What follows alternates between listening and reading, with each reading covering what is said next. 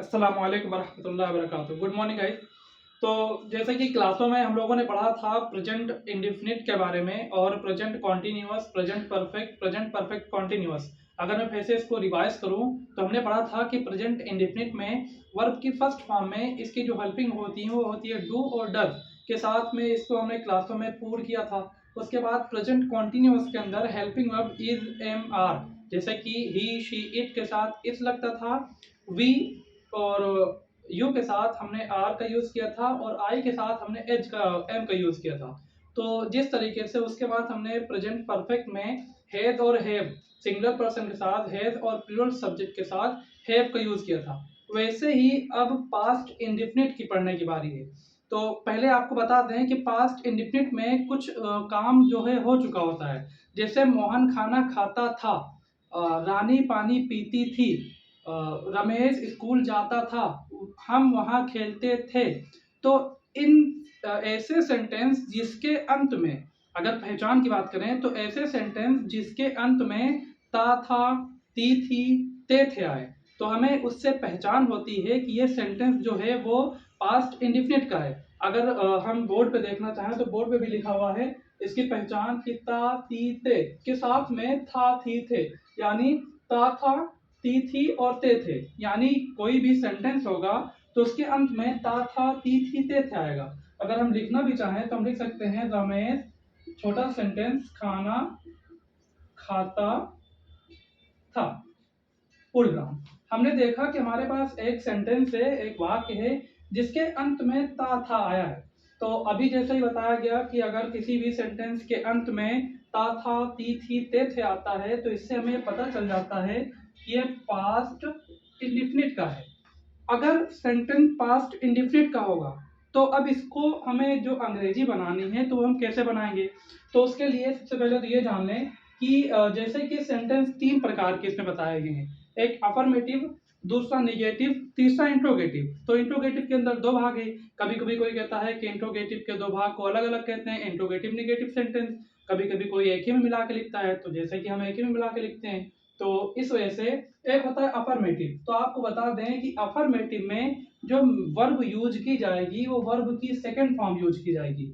यानी जो main verb होगी वो वर्ब की सेकंड फॉर्म होगी, ना कि फर्स्ट फॉर्म।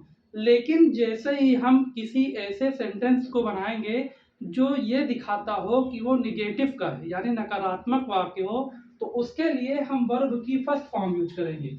और अगर सेंटेंस इंट्रोगेटिव हो जिसमें प्रश्न पूछा गया है, जैसे अगर इसी को इंट्रोगेटिव बनाना हो तो हम कह सकते हैं कि क्या रमेश खाना खाता था, उसके बाद आखिरी में क्वेश्चन मार्क लग जाएगा। तो इससे हमें पता चल जाएगा कि ये जो सेंटेंस है ये इंट्रोगेटिव का सेंटेंस है। अगर कोई भी सेंटेंस इंट्रोगेटिव का सेंटेंस हो और निगेटिव का सेंटेंस होगा पास्ट इंडेफिनिट में, तो उसके लिए हम वर्ब की फर्स्ट फॉर्म का यूज करेंगे।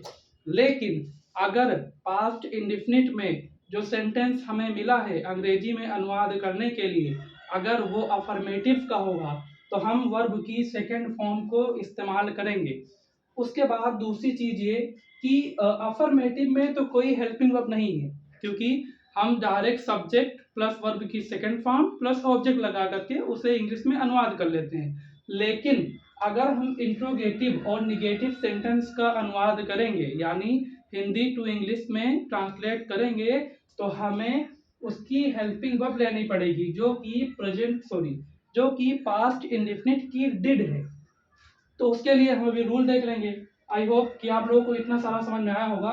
चलिए, इसके जो बनाने के नियम हैं वो अफर्मेटिव के अलग, निगेटिव के अलग, इंट्रोगेटिव के अलग। तो अगर हम अफर्मेटिव की बात करें तो सबसे पहले हम लिखते हैं सब्जेक्ट, उसके बाद हम वर्ब की सेकेंड फॉर्म यूज करते हैं, उसके बाद ऑब्जेक्ट। अगर इसका कोई एक एग्जांपल देखें, जैसे कि अभी वही लिखा था कि रमेश खाना खाता था, पूर्ण विराम। चूंकि याद रखिएगा कि सेंटेंस के अंत में ता था, ती थी, ते थे आएगा तभी ये पास्ट इंडेफिनिट होगा। अगर ता है, ती है और ते है आता है तो हमें क्लियर हो जाना चाहिए कि ये प्रेजेंट इंडेफिनिट है। और जब भी किसी सेंटेंस के बीच में नहीं शब्द नहीं है तो इसका मतलब कि वो निगेटिव नहीं है, यानी अगर इस सेंटेंस के बीच में कहीं भी नॉट या नहीं लगा है तो इसका मतलब ये अफर्मेटिव सेंटेंस है। और अफर्मेटिव के लिए रूल हमने लिखा है कि सबसे पहले हमें सब्जेक्ट लिखना है, उसके बाद में वर्ब की सेकंड फॉर्म, उसके बाद में ऑब्जेक्ट। तो सबसे पहले तो बता दें कि सब्जेक्ट, ऑब्जेक्ट और वर्ब, मेन वर्ब क्या है। तो जैसे कि वर्ब दो तरीके की होती है जिसे हम एक ही नाम दे देते हैं, एक है मेन वर्ब, एक है ऑक्सिलरी और मॉडल वर्ब, जो कि हम इन सेंटेंसों में, इन टेंस में दो तरीके की वर्ब को यूज करते हैं। एक है मेन वर्ब, ऐसी वर्ब जिसमें हम काम करें, यानी जो भी हमारे द्वारा काम किया गया है और जिसमें हमारी ऊर्जा व्यय होती है, यानी ऊर्जा खत्म होती है, तो ऐसे कार्य को, ऐसी वर्ब को हम मेन वर्ब कहते हैं। जैसे कि एग्जाम्पल के तौर पे अगर मेरी बात करें, जैसे कि मैं लिख रहा हूँ, लिखने की अंग्रेजी होती है राइट। अब कोई दिन भर तो लिख नहीं सकता है, ना ही दिन भर कोई पढ़ सकता है, ना ही दिन भर कोई देख सकता है, हत्ता कि ना ही बोल सकता है। हमें थोड़ा ना थोड़ा थकान आ ही जाएगी। तो ऐसी क्रिया जिसे करने में हमें थोड़ा सा भी थकान महसूस हो, तो इसका मतलब है कि वो मेन वर्ब है। और चूंकि हेल्पिंग वर्ब को अलग से सेंटेंस टेंस में दिखा ही दिया गया है कि helping verb is, am, are, do, does, did, has, have, had, उसके बाद में will be, shall be, has been, have been, इन सारी को हेल्पिंग वर्ब बता दिया गया। तो ये तो अलग ही हो गई। हम मेन वर्ब जानना था, हमने जान लिया। उसके बाद अगर इसका हमें ट्रांसलेट करना हो तो सबसे पहले तो हमें खोजना होगा कि इसके अंदर सब्जेक्ट क्या है। तो उसका खोजने का सिंपल सा तरीका है कि हमें पता करना होगा कि इसमें जो क्रिया हो रही है, खाता यानी खाने की जो काम हो रहा है, असल में वो कौन कौन रहा है, सॉरी असल में वो कर कौन रहा है। जैसे कि अगर हम इसको ऑटोमेटिक अपने से खुद से क्वेश्चन उठाएं, जैसे कौन खाना खाता है, तो हमें पता चलता है कि रमेश खाना खाता है। तो इससे क्लियर हो जाता है कि जो भी इन सारे कामों को करता है वो सब्जेक्ट कहलाएगा। तो फिर से कौन खाना खाता है, रमेश खाना खाता है। तो हमें पता चला कि इसमें रमेश सब्जेक्ट है। अब फिर से हमें ढूंढना है मेन वर्ब, क्योंकि ये तो छोटा सेंटेंस है। अगर बड़ा सेंटेंस आ जाएगा जिसमें 2 से 3 से 4 तक ऑब्जेक्ट पाए जाते हैं, तो उसमें पहचानना बहुत दिक्कत होती है। तो अब इसके अंदर अगर हमें मेन वर्ब ढूंढनी हो या हेल्पिंग वर्ब ढूंढनी हो, तो हेल्पिंग वर्ब तो इसके अंदर आपको दिखेगी नहीं। हेल्पिंग वर्ब हम सेंटेंस के टेंस के हिसाब से लगाते हैं। तो अगर इसके अंदर हमें मेन वर्ब ढूंढनी हो तो हम क्या करेंगे कि इस रमेश से अब क्वेश्चन करेंगे कि रमेश क्या करता है। रमेश क्या करता है, रमेश खाता है। तो खाने की जो खाता है यही हुई इसकी मेन वर्ब। अब रमेश क्या खाता है, हमें खुद से ही सवाल करना होगा, तभी हम सब्जेक्ट की, मेन वर्ब की और ऑब्जेक्ट की पहचान कर पाएंगे, अन्यथा हम ऐसे पहचान नहीं कर पाएंगे। उसके बाद हमें खुद से ही सवाल करना है कि रमेश जो खाता है, बट ये क्या खाता है, रमेश क्या खाता है, रमेश खाना खाता है। तो हमें ये पता चला कि ये ऑब्जेक्ट है। अब हमने सबको क्वालिफाई कर लिया, सबको दिखा दिया कि ये सब्जेक्ट है, ये ऑब्जेक्ट है, ये मेन वर्ब है। और था लगा हुआ है, इसका मतलब ये पास्ट इंडेफिनिट का टेंस है। अब इसका हमें अंग्रेजी में अनुवाद करना है। तो हमारे पास लिखा है कि अगर अफर्मेटिव है तो वर्ब की सेकंड फॉर्म लगाएंगे। हमने यहाँ भी लिख दिया है, ये रूल्स ऑफ ट्रांसफॉर्मेशन है, यानी वाक्यों की रचना या सेंटेंस ऑफ ट्रांसफॉर्मेशन या ट्रांसफॉर्मेशन ऑफ सेंटेंस, जो भी है जैसा भी। तो हमें इसका अंग्रेजी में अनुवाद करना है तो हम कर सकते हैं। सबसे पहले हमें लिखना है अकॉर्डिंग टू रूल सब्जेक्ट को। सब्जेक्ट यहाँ रमेश है, हमने उसकी अंग्रेजी बना दी रमेश। उसके बाद रूल कहता है कि वर्ब की सेकंड फॉर्म लगानी है। तो खाने की होती है ईट, और खाने की ईट की सेकंड फॉर्म होती है एट, तो हो जाएगा एट, रमेश एट। अब वो क्या खाता है, फूड खाता है, रमेश एट फूड, रमेश खाना खाता है। अब अगर निगेटिव सेंटेंस की बात करें, क्योंकि ये तो अफर्मेटिव था, थोड़ा सा डिफिकल्ट भी है, सिंपल भी है, हमने इसको बना लिया। लेकिन अगर निगेटिव सेंटेंस की बात करें, निगेटिव आ जाए, जैसे कि रमेश खाना नहीं खाता था। अभी सेंटेंस हो कि रमेश खाना नहीं खाता था। इस सेंटेंस में और इस सेंटेंस में फर्क इतना है कि इस सेंटेंस में नॉट यानी नहीं है नहीं, और इस सेंटेंस के अंदर नहीं है। तो इससे ये पता चला कि जिस सेंटेंस के अंदर नहीं है वो अफर्मेटिव होगा, और जिस सेंटेंस के अंदर नहीं है वो निगेटिव कहलाएगा। तो अभी बताया कि अगर निगेटिव होगा सेंटेंस तो उसके अंदर हम वर्ब की फर्स्ट फॉर्म को यूज करेंगे। तो हम बता दें कि अगर कोई भी सेंटेंस नेगेटिव है तो ट्रांसफॉर्मेशन ऑफ सेंटेंस के हिसाब से यानी वाक्यों की रचना का जो रूल है, सबसे पहले हम लिखते हैं सब्जेक्ट, उसके बाद हम लिखते हैं डिड, फिर नॉट, फिर वर्ब की फर्स्ट फॉर्म, फिर ऑब्जेक्ट। अब ये रूल है, अगर हमारे पास कोई ऐसा सेंटेंस आए जिसके बीच में नहीं लगा हो तो वो निगेटिव है और अंत से पहचान होती है कि ये खाता था। इससे पता ये चला कि ये पास्ट इंडेफिनिट है, इससे पता चल गया कि पास्ट इंडेफिनिट है और निगेटिव सेंटेंस है। तो निगेटिव सेंटेंस के लिए इस रूल को हम फॉलो करेंगे। सबसे पहले हम सब्जेक्ट लिखेंगे, फिर डिड लगाएंगे, फिर नॉट लगाएंगे, फिर वर्ब की फर्स्ट फॉर्म, फिर ऑब्जेक्ट लिखेंगे। तो फिर से इसी सेंटेंस में वही सवाल उठता है कि सब्जेक्ट क्या है, मेन वर्ब क्या है, ऑब्जेक्ट क्या है और जो बचता है वो सारा क्या है। तो हम फिर से वही सवाल उठाते हैं कि जो खाने का काम हो रहा है, रमेश क्या करता है, खाता है। तो जो भी रमेश करता है वो उसकी मेन वर्ब हो जाएगी और कौन करता है, रमेश करता है, रमेश सब्जेक्ट हो जाएगा। अब रमेश क्या खाता है, खाना खाता है, खाना ऑब्जेक्ट हो जाएगा।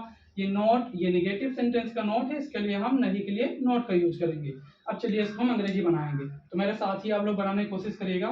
सबसे पहले सब्जेक्ट, तो सब्जेक्ट हो जाएगा रमेश, उसके बाद में हमें डायरेक्टली लगाना है डिड, और उसके बाद में लगाना है नॉट, रमेश डिड नॉट। उसके बाद में रूल कहता है कि हमें वर्ब की फर्स्ट फॉर्म लगानी है। तो इसमें जो मेन वर्ब वो क्या है, वो है खाता, खाते की अंग्रेजी होगी ईट, तो हमें डायरेक्ट की फर्स्ट फॉर्म रख देनी है ईट। अब वो क्या खाता है, फूड खाता है, खाना खाता है, eat food. Ramesh did not eat food, Ramesh खाना नहीं खाता था। ये क्लियर हो गया। अब जो तीसरा पार्ट होता है इंट्रोगेटिव का सेंटेंस, इधर लिखते हैं इंट्रोगेटिव सेंटेंस। इंट्रोगेटिव सेंटेंस के अंदर क्या होगा, ये दो तरीके से आते हैं। एक तो ऐसा वर्ब जब यस और नो में आंसर दिया जाए, जैसे क्या तुमने खाना खाया, yes I eat the food, हाँ मैंने खाना खाया। लेकिन एक सेंटेंस ऐसा होता है जिसमें प्रश्न पूछा कि तुम खाना कहाँ खा रहे हो, मैं खाना अपने घर में खा रहा हूँ। तुम कहाँ सो रहे हो, मैं अपने घर में सो रहा हूँ। तो इस तरीके के सेंटेंस आएंगे जब भी पहला इसका जो टाइप है, टाइप फर्स्ट उसका, जब वाक्य क्या से शुरू हुआ हो, जब वाक्य क्या से शुरू हो, तो उसके लिए जो रूल है, यानी क्या से शुरू होने का मतलब क्या, कि जैसे क्या, इसी सेंटेंस को हम बार बार दोहराएंगे ताकि रिवाइज होता चले। इसी सेंटेंस, क्या रमेश खाना खाता था, लेकिन आखिरी में क्वेश्चन मार्क लगाया कि क्या रमेश खाना खाता था। तो हमें इंट्रोगेटिव का सेंटेंस में पता ही चला कि इसमें सवाल पूछा जाएगा या सेंटेंस का शुरुआती अंत, शुरुआत में क्या आएगा, क्या, जब वाक्य क्या से शुरू हो। तो आप देख रहे होंगे जो हमारे पास वाक्य है वो क्या से शुरू हुआ है। इसके लिए जो रूल है वो है, सबसे पहले हम लगाते हैं डिड यानी हेल्पिंग वर्ब। अगर हेल्पिंग वर्ब इसमें ढूंढे तो हमारी क्या है, डिड। उसके बाद में हम सब्जेक्ट यूज करेंगे, उसके बाद में नॉट, उसके बाद में वर्ब की फर्स्ट फॉर्म, उसके बाद में ऑब्जेक्ट और अंत में क्वेश्चन मार्क। तो एक ये सेंटेंस हुआ, दो सेंटेंस पढ़े फिर से रिवाइज कर दें। अफर्मेटिव सेंटेंस के अंदर रूल है सब्जेक्ट प्लस वर्ब की second form plus object. Negative sentence के अंदर subject plus did plus not plus verb की फर्स्ट फॉर्म प्लस ऑब्जेक्ट। अगर इंट्रोगेटिव सेंटेंस के अंदर भी नोट आता है, जैसे क्या रमेश खाना नहीं खाता था, तो उसके लिए हम सब्जेक्ट के बाद नोट लगा देंगे। अगर ऐसा कुछ भी नहीं है, नोट नहीं है सेंटेंस के अंदर, तो हम नोट को हटा देंगे यहाँ से। इस सेंटेंस को कहते हैं इंट्रोगेटिव नेगेटिव सेंटेंस, लेकिन हम एक ही मिला के लिखते हैं क्योंकि ज्यादा बड़ा हो जाएगा। इस वजह से अगर ऐसा सेंटेंस आ जाए कि क्या रमेश खाना खाता था, अंत में हमें आना चाहिए था, थी और थे। अगर ऐसा सेंटेंस नहीं आता है तो फिर ये पास्ट इंडेफिनिट नहीं हो सकता है। चलिए पहले हेल्पिंग वर्ब, अगर क्या से शुरुआत हुआ है तो इस टेंस की हेल्पिंग वर्ब क्या है, डिड, तो हम डायरेक्ट यूज करेंगे पहले डिड इसका ट्रांसलेशन करने के लिए। फिर कहता है डिड के बाद सब्जेक्ट लगाइए, फिर से सब्जेक्ट क्या है, रमेश, डिड रमेश। उसके बाद कहता है कि नोट लगाइए, अगर सेंटेंस के अंदर नहीं है तो उसका अनुमान नोट लगाएंगे, अगर है ही नहीं तो हम नोट का यूज नहीं करेंगे, वैसे छोड़ देंगे। उसके बाद कहता है वर्ब की फर्स्ट फॉर्म लगानी है। अब वर्ब क्या है, खाता, वर्ब की फर्स्ट फॉर्म क्या है, ईट। अब क्या खाता है, ऑब्जेक्ट, वो खाना खाता है, तो हो जाएगा ईट फूड, अंत में क्वेश्चन मार्क। एक तो ये वाला हो गया कि क्या रमेश खाना खाता है। फिर से आपको ये बता दें कि इंट्रोगेटिव सेंटेंस वो सेंटेंस होते हैं जब वाक्य क्या से शुरू हो या वाक्य के बीच में क्या, क्यों, कब, कहाँ, कैसे आए, यानी वाई, व्हाट, वेयर, हाउ और व्हेन यूज हो सेंटेंस के बीच में। तो उसके लिए हम अनुवाद अलग अलग करेंगे। अगर दूसरे सेंटेंस की बात करें, दूसरे टाइप की, तो इधर लिखते हैं दूसरे टाइप का सेंटेंस क्या होगा कि जब वाक्य के बीच में क्या, क्यों, कब, कहाँ, कैसे आए। तो उसके लिए हम सबसे पहले क्वेश्चन वर्ड को यूज करते हैं। अगर पहले रूल लिख दिया जाए तो सबसे पहले हो जाएगा क्वेश्चन वर्ड, फिर उसकी हेल्पिंग वर्ब, फिर सब्जेक्ट, फिर नॉट, फिर वर्ब की फर्स्ट फॉर्म, फिर ऑब्जेक्ट और अंत में क्वेश्चन मार्क। क्वेश्चन मार्क लगाना तो बिल्कुल ही ना भूलें, क्योंकि अगर क्वेश्चन मार्क भूल गए तो सेंटेंस का अनुवाद थोड़ा ना थोड़ा बदल ही जाएगा। ऐसा सेंटेंस है, अगर उसी सेंटेंस का हम उठाएं फिर से कि क्या रमेश खाना खाता था, तो एक सेंटेंस तो ये हुआ कि जब वाक्य की शुरुआत क्या से हो। अब दूसरा टाइप का सेंटेंस ये है कि वाक्य के बीच में क्या, क्यों, कब, कहाँ, कैसे आएगा। तो कैसे आएगा आए देखते हैं। लिखा हो कि रमेश कहाँ खाना खाता था। एक सेंटेंस मिला जिसकी पहचान हम पीछे से कर लेंगे कि ता, था, ती, थी, ते थे। तो ये पता चल गया कि इस सेंटेंस का आखिरी में जो लिखा है ता, था, ती, थी, ते थे, तो इससे क्लियर हुआ कि ये पास्ट इंडेफिनिट है। अब ये सेंटेंस के बीच में, इस सेंटेंस के बीच में नोट सॉरी कहाँ लगा हुआ है। तो हमने पढ़ा कि एक तो वो था जब क्या से शुरू हो, एक वाक्य के बीच में क्या, क्यों, कब, कहाँ, कैसे आएगा। तो उसमें का एक पार्ट आया है कहाँ, एक ही आएगा, कहाँ आ गया। तो इसका मतलब हमें पता चला कि ये पास्ट इंडिकेटिव का इंट्रोगेटिव का सेकंड टाइप है, जब वाक्य के बीच में क्या, क्यों, कब, कहाँ, कैसे आएगा। तो उसके लिए हमारे पास रूल है, सबसे पहले हम क्वेश्चन वर्ड यानी इसकी अंग्रेजी बनाएंगे, उसके बाद हम डिड लिखेंगे, फिर सब्जेक्ट की अंग्रेजी बनाएंगे, अगर नोट है तो सॉरी अगर नहीं है तो उसको नोट लिख देंगे, उसके बाद में वर्ब की फर्स्ट फॉर्म की अंग्रेजी, फिर ऑब्जेक्ट की अंग्रेजी और फिर उसके बाद में क्वेश्चन मार्क। चलिए बनाते हैं इसको। ये लिखा है कहाँ, कहाँ की अंग्रेजी होगी वेयर, उसके बाद में यूज करेंगे हम डिड, वेयर, डिड, उसके बाद में हम सब्जेक्ट, सब्जेक्ट फिर इसमें रमेश है, where did Ramesh, where did Ramesh. अगर इसमें नोट है तो सॉरी इसमें नहीं तो है नहीं, नोट छोड़ देंगे। वर्ब की फर्स्ट फॉर्म, वर्ब की फर्स्ट फॉर्म इसमें क्या है खाना, खाने की हो जाएगी ईट, और क्या खाता है खाना, ईट फूड, और अंत में क्वेश्चन मार्क। ये था। फिर से एक बार इसको जल्दी से रिवाइज कर लें। हमने पढ़ा कि पास्ट इंडेफिनिट की पहचान होगी ता, था, ती, थी, ते थे। इसमें अफर्मेटिव सेंटेंस के अंदर वर्ब की फर्स्ट फॉर्म यूज होगी बिना किसी हेल्पिंग वर्ब के, और उसके बाद में निगेटिव सेंटेंस के अंदर वर्ब की सेकंड फॉर्म यूज होगी, सॉरी अफर्मेटिव सेंटेंस के अंदर वर्ब की सेकंड फॉर्म यूज होगी, और निगेटिव सेंटेंस के अंदर वर्ब की फर्स्ट फॉर्म यूज होगी with helping verb did, did के साथ। उसके बाद में इंट्रोगेटिव सेंटेंस के अंदर भी वर्ब की फर्स्ट फॉर्म यूज होगी, वो भी इसकी हेल्पिंग वर्ब के साथ। हमने पढ़ा कि अफर्मेटिव का सेंटेंस अगर हो तो उसकी अंग्रेजी हम कैसे बनाएं। तो ये रूल है, लिखा है सब्जेक्ट प्लस वर्ब की सेकंड फॉर्म प्लस ऑब्जेक्ट। हमारे पास एक सेंटेंस था जिसकी हमें अंग्रेजी बनानी थी, रमेश खाना खाता था, अंत में ता, था, ती, थी, ते थे आया। इसका मतलब ये हुआ कि ये पास्ट इंडेफिनिट है, और इस ये सेंटेंस से पता चलता है कि ये सेंटेंस अफर्मेटिव है, क्योंकि इसमें सकारात्मक भाव प्रकट होते हैं। जो भी बात कही जा रही है सरलता पूर्वक कही जा रही है, इसमें ना तो बातों को मना किया जा रहा है और ना ही बातों को क्वेश्चन उठाया जा रहा है उन्हीं बातों से। तो ना तो इसमें क्वेश्चन उठाया जा रहा है और ना ही किसी चीज का मना किया जा रहा है। अगर इस सेंटेंस को देखें तो इसमें पता चलता है कि रमेश खाना नहीं खाता है, नहीं खाता था। इससे पता यह चला कि रमेश खाना नहीं खाता था, नकार दिया गया, मना कर दिया गया, लेकिन इसके अंदर ऐसा कुछ भी नहीं है। अगर इसकी बात करें तो इसमें शुरुआत में या तो क्या आएगा या तो इस सेंटेंस के बीच में क्या, क्यों, कब, कहाँ, कैसे आएगा। तो ये अफर्मेटिव हुआ। अफर्मेटिव का रूल सब्जेक्ट वर्ब की सेकंड फॉर्म प्लस ऑब्जेक्ट। अंग्रेजी बनानी है रमेश, उसके बाद में वर्ब की सेकंड फॉर्म एट, उसके बाद में ऑब्जेक्ट फूड। नेगेटिव की तरफ चले तो रमेश खाना नहीं खाता था, subject did plus not, verb की सेकंड वर्ब की फर्स्ट फॉर्म प्लस ऑब्जेक्ट। तो रमेश की अंग्रेजी रमेश, उसके बाद में डिड नॉट, फिर ईट, फिर फूड। इंट्रोगेटिव के दो भाग होते हैं, एक वो जब वाक्य क्या से शुरू हुआ हो, एक वो जब वाक्य के बीच में क्या, क्यों, कब, कहाँ, कैसे आए। तो एक पार्ट ये है कि जब वाक्य क्या से शुरू हो, तो हमने पढ़ा कि क्या रमेश खाना नहीं खाता था। उसके बाद में अगर ऐसा सेंटेंस है हमारे पास कि क्या रमेश खाना नहीं खाता था, अंत से पहचान करेंगे कि कौन से टेंस का है। इससे पता चला पास्ट इंडेफिनिट है। उसके बाद में इंट्रोगेटिव सेंटेंस है।